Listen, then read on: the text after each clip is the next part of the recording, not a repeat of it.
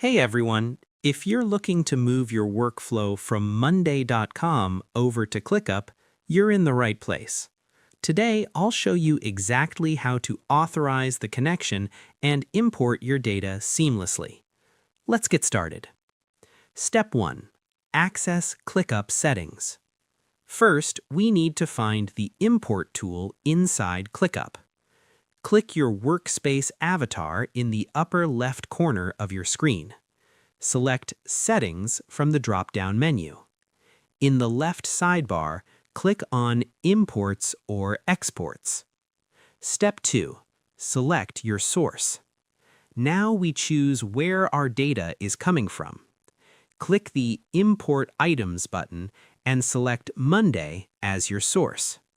If this is your first time importing, you can simply click Monday under the Import from Apps section. Step 3. Authorize with an API token. To let ClickUp talk to Monday.com, you'll need an API token.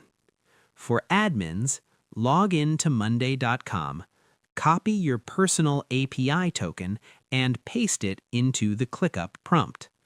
This gives you full access to all data. For non-admins, if you don't have admin rights, use a GraphQL API token instead.